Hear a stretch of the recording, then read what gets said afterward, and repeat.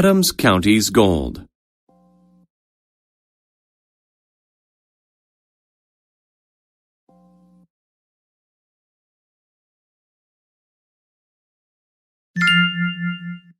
Adams Academy was a good school. Boys lived there and took classes. Tom worked hard all week. On a spring Saturday, he wanted to do something fun. He asked his friend Jeff to go to the movie theater. "Sorry," Jeff answered. "I'm going to a concert." So Tom asked Joe to go to the movies. But Joe's soccer team had a game. Next, Tom went down the hall to Brad's room. Brad was reading a very large old book. "Hi, Brad," Tom said. "Are you reading a dictionary? It looks ancient." "No, this is called The Wealth of Adams County. It's about hidden gold in Adams County. It's more than a century old. It was published in 1870. Look, it even has the original cover on it." Tom asked, "Where did you get it?" "It's from my dad's friend. He is a nice gentleman, an officer in the army," answered Brad. "The gold doesn't really exist, does it?" Tom asked. "I don't know, but maybe. There are clues to it in this book. Let's find it." Looking for gold sounded like fun. The first clue was to find a flat tree underground. "It must be in the forest," Tom said. Brad said, "The flat tree could be a board under the dirt. It could cover the gold." Tom and Brad dug in the dirt all morning. The process of looking for gold made them hungry. They were ready to stop for lunch. But then Brad hit something hard. It was a board. Brad pounded on the board until it broke. There was a small hole under it. "Look!" He held up a gold coin. Tom saw a piece of paper in the hole. "Brad, there's more. It's a map to the rest of the gold."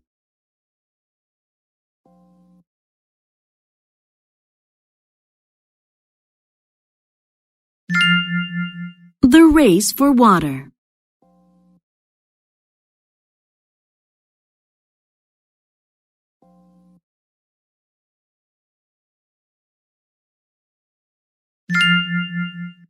There was a town next to a river. The people there had a lot of water, but they wasted it. That made the sky angry. It said, "If you waste water, I will take it away from you." But the people didn't listen. When the season changed from spring to summer, the clouds disappeared. The bright sun was hot and made the river dry. There was no water available. People asked, "When will the rain fall?" The sky's response was, "You don't appreciate water. You waste it, and now I will never make rain again." A boy determined that this wasn't fair. He thought of a solution. He asked the sky to race him. He said, "If I get to the top of that hill before your rain can form puddles, you must fill our river." The sky laughed.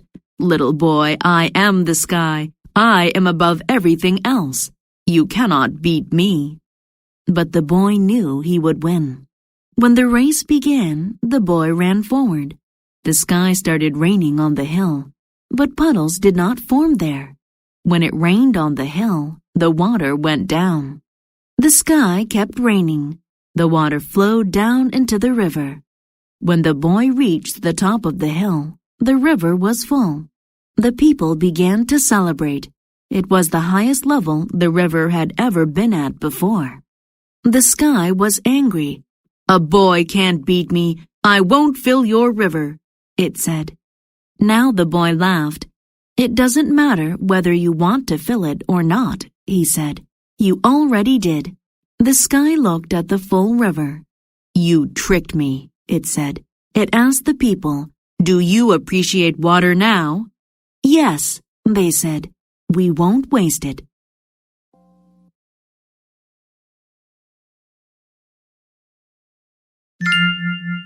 The Little Red Chicken.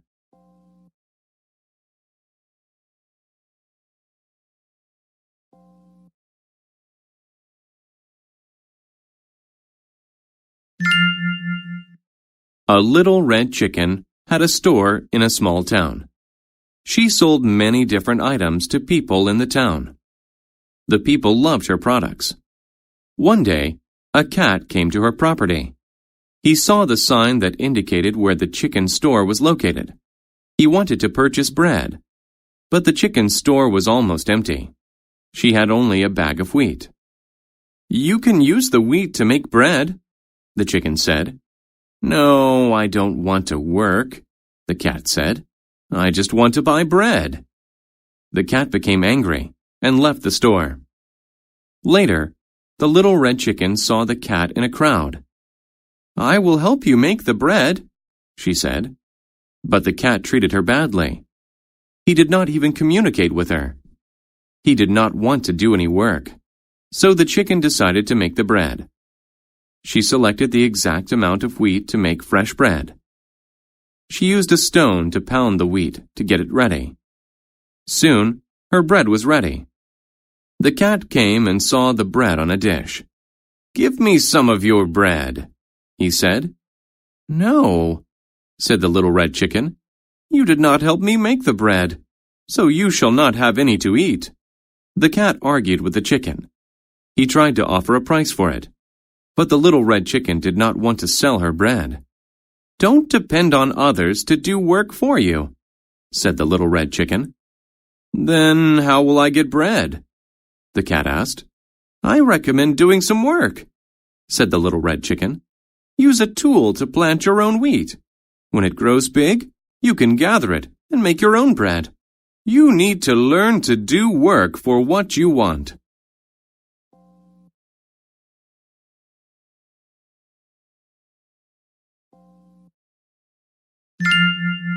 Shipwrecked.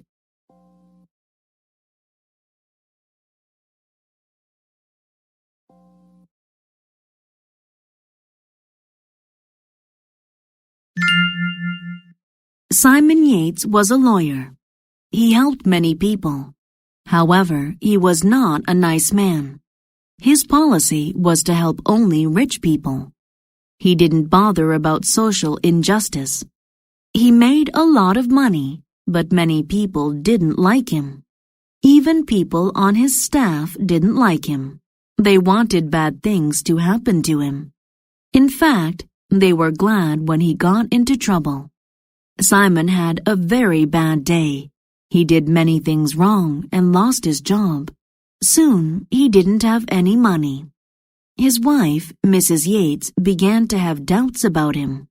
Simon wanted to start a new life. He planned to leave the country. He mentioned his plan to the captain of a ship. The captain was exploring the world. The captain felt bad for Simon and said, "I will take you to foreign countries." They left the next day. Near the conclusion of their international trip, the weather turned bad. A wave pushed Simon off the boat, but he was alive. He swam toward an island. After a long time, he got there. At first, he was upset. He was lost and alone. "I'll never go home again," he thought. He had a lot of problems, but he survived. He built a house in a tree. He lived on a diet of fish. He made tools from wood and bones. He made a cup to drink rainwater. Slowly, he learned to be happy on the island. He swam every day. He had trouble sometimes, but he always found a way to fix the problem. Life was simple. He liked it. Finally, people on a ship saw Simon on the island. They wanted to take him home. But Simon was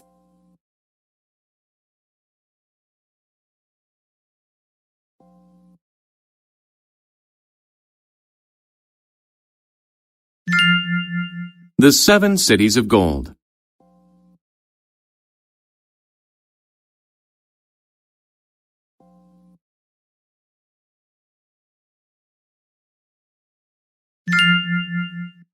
Many years ago, a Spanish officer named Coronado heard the story of 7 great cities. The walls of these cities are made of gold, his friends told him. The people eat meat from golden plates and dress in nice clothes, they said. They called these cities the 7 cities of gold. Were the cities real? Coronado never considered asking his friends. Coronado thought to himself, the things in these cities must be worth a lot of money. So he went to find the 7 cities of gold. He took along 300 men, many horses, and extra food. They headed west. Coronado wanted to achieve his goal very badly. Coronado and his men rode for many days. Then they saw some cities. "We found the 7 cities of gold," his men yelled. But Coronado wasn't happy. He had a different opinion. "These can't be the 7 cities of gold," he said. "Look, they're made of dirt." Coronado was right. The cities weren't bright and golden. They were dirty and brown. The people didn't eat meat from golden plates. They ate vegetables from regular bowls. They wore the most basic clothes. Coronado regarded the cities as ugly places. What happened to the cities of gold? He thought. Did someone destroy them? Was there a war? Did someone already come and take the gold? That night, the people of the cities entertained Coronado and his men and served them food. They advised Coronado to go home. "There is no gold here," they told him. Coronado was angry. Did his friends lie to him? He left the next morning. He looked back at the cities one more time. The sun reflected light on the dirt houses. Coronado thought he saw a bit of gold. Were his friends right after all? No, he told himself. It's just the sun. Then he turned away and went home.